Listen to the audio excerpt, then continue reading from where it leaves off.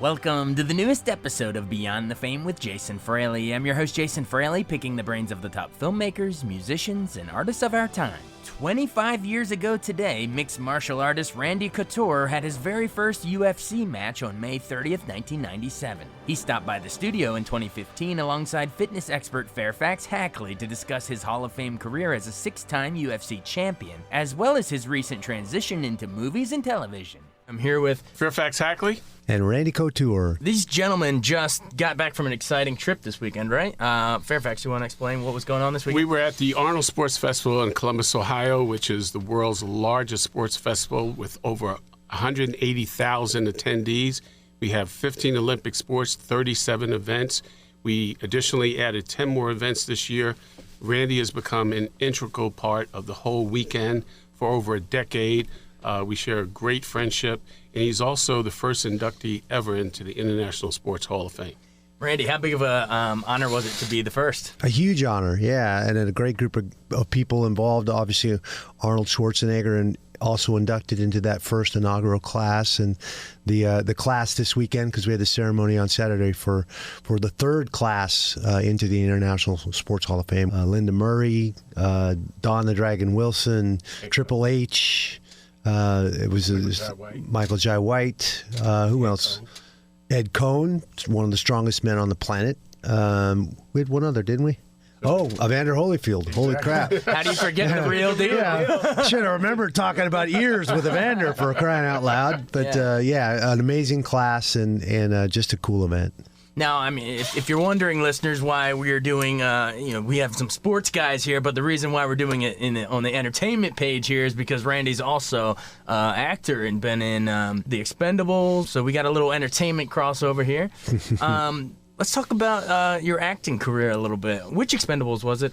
I was in all three. All three of them? Yeah, I played Toll Road. I think I have more face time in the third one than the first two, but all three of them were amazing and just a great group of guys to hang out with and fun. We shot the first one in New Orleans. We shot the second and third in Bulgaria. So I've spent 19 weeks of my life in Bulgaria. But I tell you what, there are a lot worse places you could be. I've had a lot of fun there, and it's just a cool place. Tell us a little bit about what's it, our listeners are going to be like, man, what's it like to work with, Schwarzenegger, Stallone? Let's go down the line. What's something behind the scenes working with Schwarzenegger that we might not see watching it, but just from behind the scenes? Well, I think the thing that I like about it, and I've gotten to know Arnold over the last 10 years coming to the sports festival every year, is that he never really takes himself so seriously. I mean, we're all in this helicopter getting ready to shoot one of the first big scenes where the whole group of Expendables come together. Mm-hmm. And it was literally a who's who of actors and people. Yeah. I mean, Harrison Ford is flying the helicopter. I'm sitting next to Wesley Snipes and Jason Statham.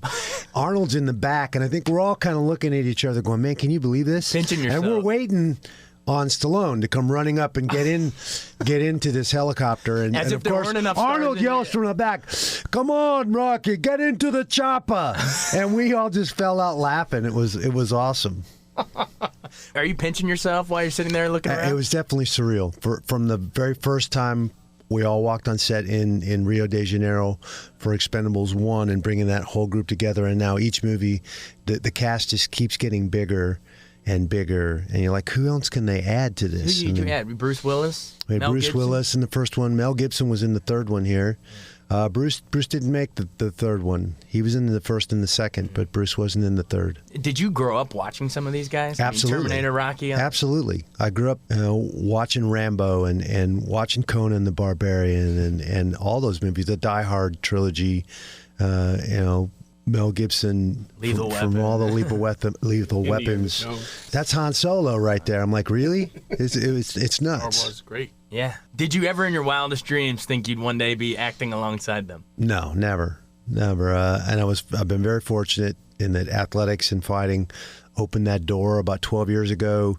They were looking for authentic, real fighters for an underground fight scene in Cradle to the Grave with DMX and Jet Li. And me and Tito and Chuck all got called through the UFC to go play a part in this movie. And it was my first time on a set, kind of seeing behind the curtain the process, how they make a movie and the whole thing. We spent 7 days shooting that one little 5-minute clip in that movie.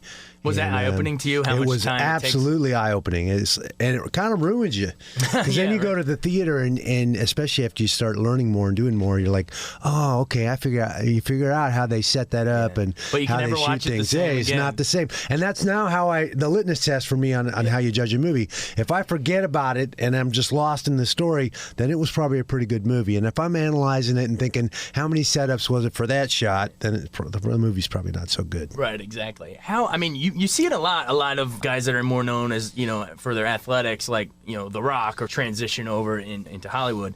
How tough of a transition was it for you in terms of coming back for 2 and 3 after you got a taste of it?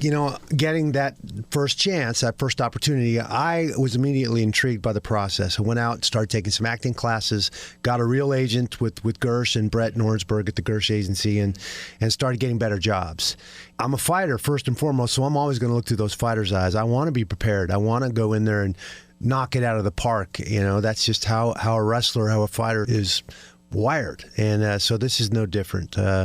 It's fun to get to play characters, do things you would never really do in real life. I mean, I just played a serial arsonist on Hawaii Five-0. I mean, it was a blast. It was fun, a little weird, but that was fun, kind of tapping into that. So it's definitely something that I take seriously, and I think, being around those guys like Arnold, Sly, Bruce Willis, they've been at the top of their game for 30-plus years. They showed up there prepared. There was no diva drama bullcrap.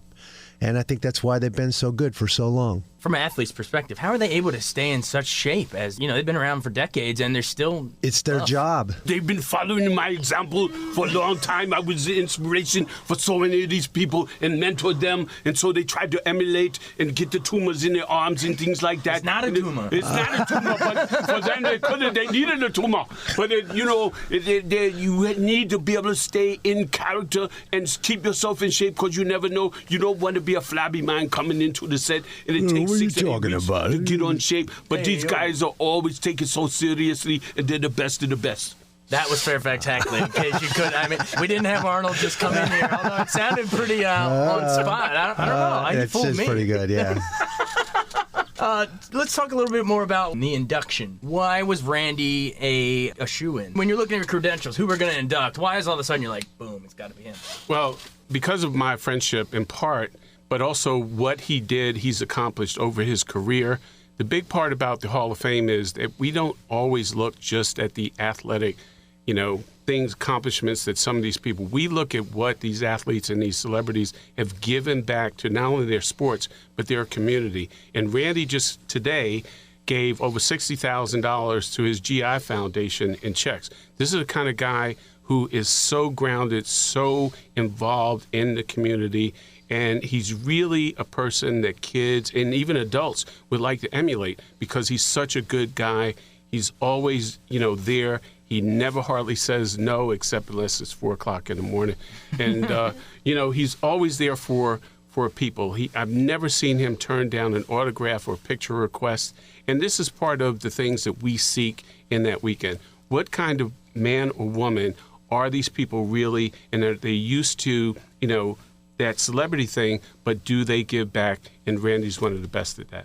And talking about giving back, you just mentioned the what you did. We're here doing today. Talk about, you were at Walter Reed, right? Yeah, I've started a foundation about 7 years ago for wounded soldiers. What's it called? Extreme Couture GI Foundation, xcgif.org.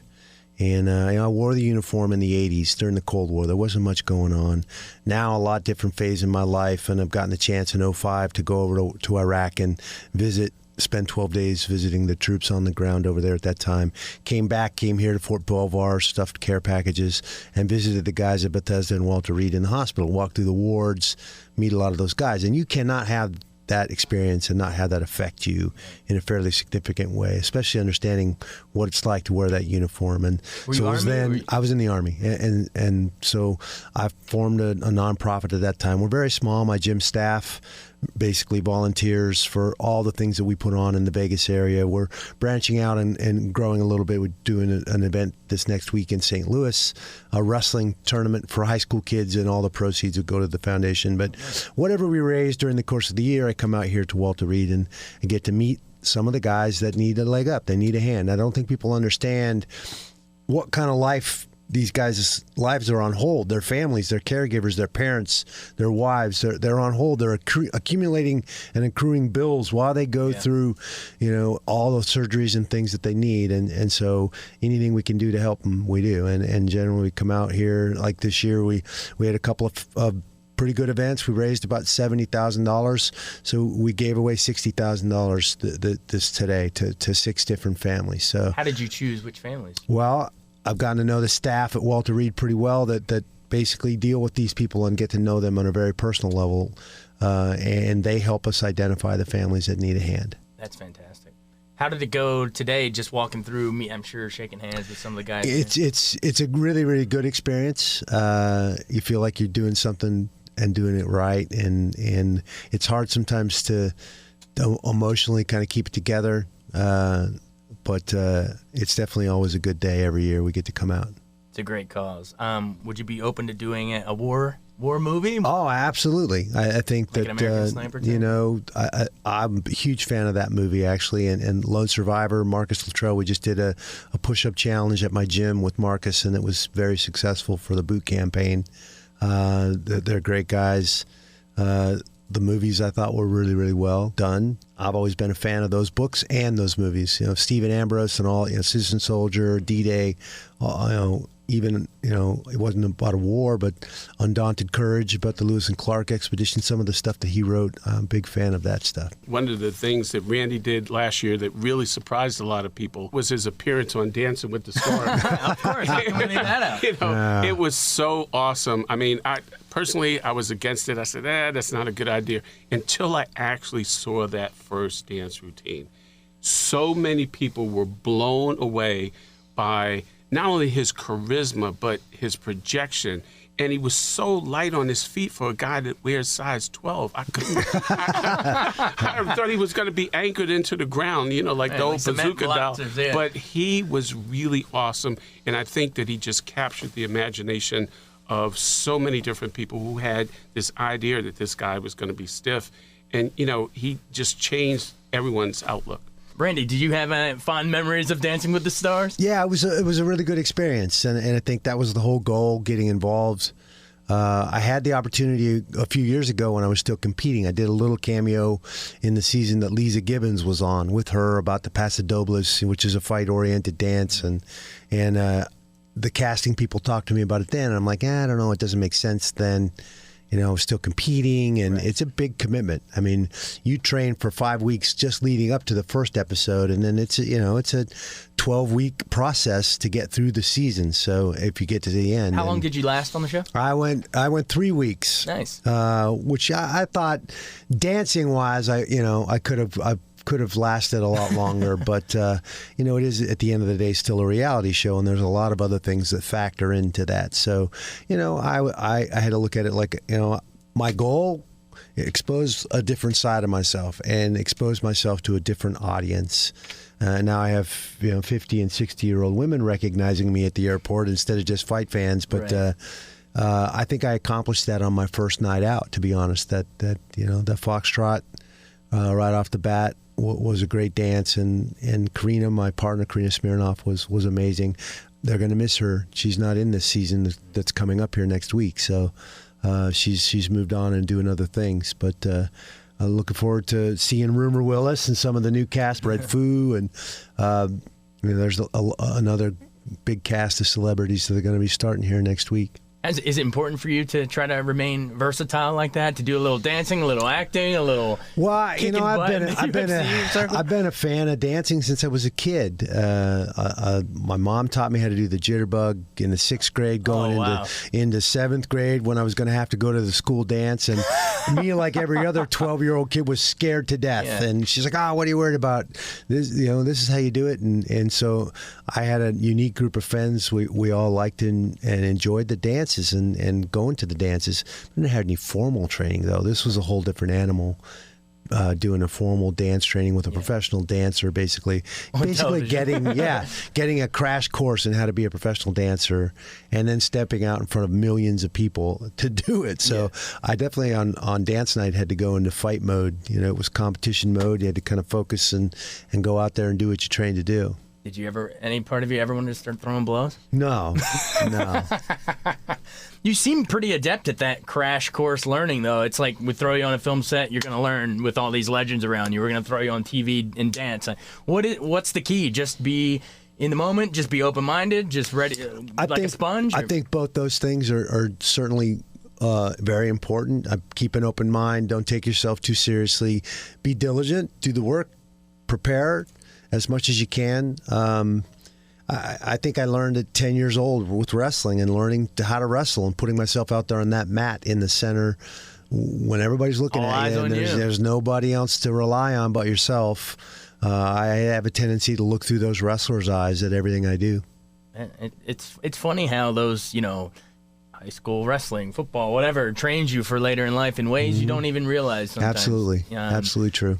So what else is on tap? I know you're in Hawaii Five-0, right? Got a couple more episodes of Hawaii Five-0 we're going to be filming this summer.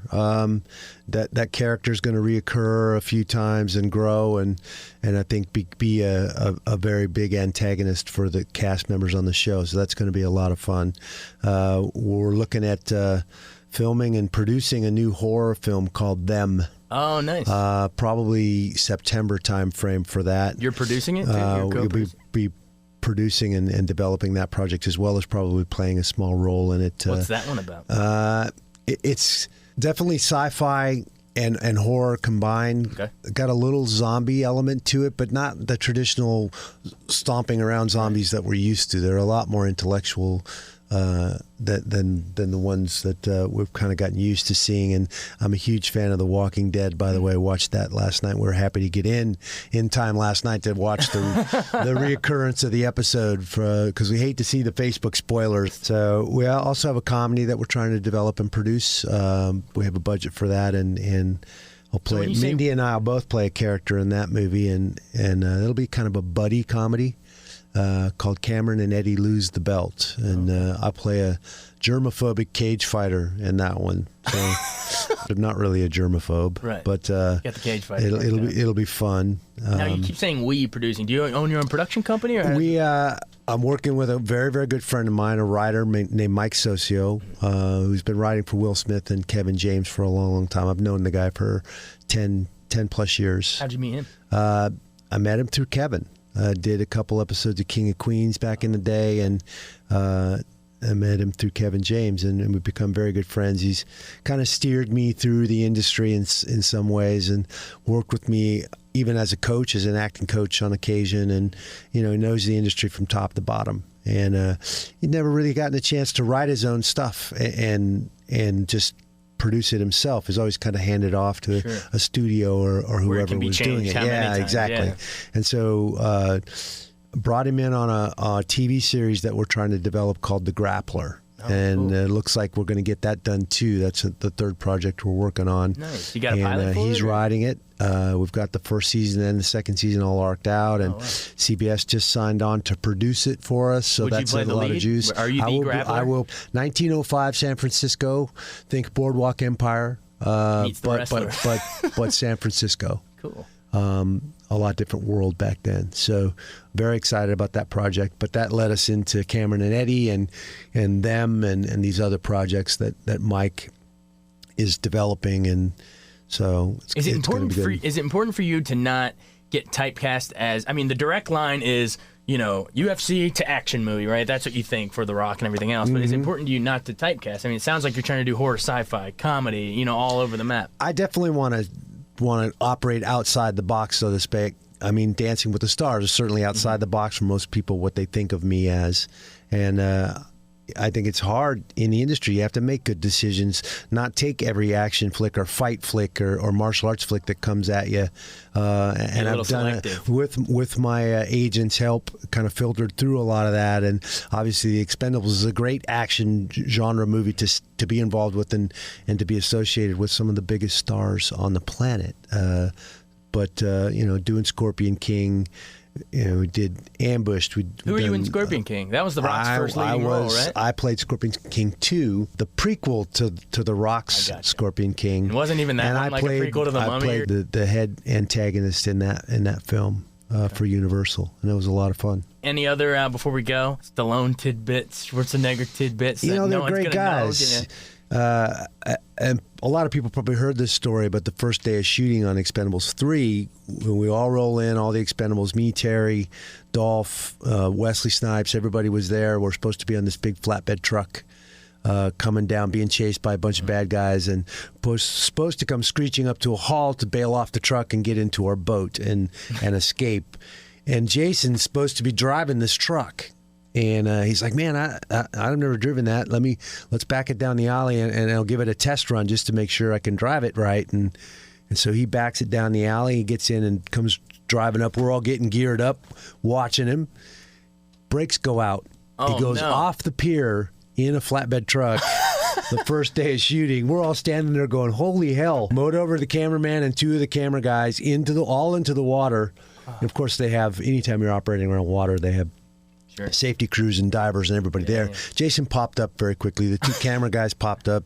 They lost the equipment, but ruined. Yeah, but we're all standing there going, "Holy crap!" Of course, Sly pulls out his iPhone and starts filming the whole thing. It was hilarious. But that's for the outtakes. Thankfully, nobody injured. Obviously, the equipment's all insured. Jason went and changed clothes, and we finished, shooting the scene and doing all that. But that was a heck of a way to start. Well, the equipment wasn't expendable. Yeah, right. No. How did you get to hang out with Triple H at all this past weekend? A little bit. Yeah, we gave out some awards. We were both introduced on stage for arm wrestling, and obviously at the induction ceremonies, got to spend some time with him. And a very, very bright guy. Obviously, he's in charge of new talent development for the WWE now. He's a very bright guy and doing a great job there. Absolutely. Well, hey, thanks so much for coming in, Randy. Pleasure. Thanks for coming to Walter Reed and everything too. That's great for the community. It's always a great day. It's sometimes difficult emotionally to see, but I think you feel like you're doing something right and really helping some people out. And they're such good people and have really made a lot of sacrifices for us. I think Fairfax said you have something at the White House tomorrow? We're going to take a tour tomorrow. Nice. Yeah. I have part friends. Of just a regular group or like a private tour? I have friends. I've done one of the good things that through years of fighting, I've gotten to do seminars with 10th Group Special Forces, some of all our Special Operations guys, law enforcement as well. So I've become friends with some of those Secret Service guys I've gotten to work with. So one of my Secret Service buddies is going to take Mindy and I on a tour of the White House tomorrow. Hey, they could use you. As a Secret Service. I don't think they need my help. They've got some amazing dogs and amazing equipment, and his cat team they're the best of the best for sure. Well, hey, thanks again for coming in. You bet. Thanks so much for joining us on Beyond the Fame with Jason Fraley. Remember to hit the subscribe button and give us a 5-star rating if you like what you hear. We'll see you next time.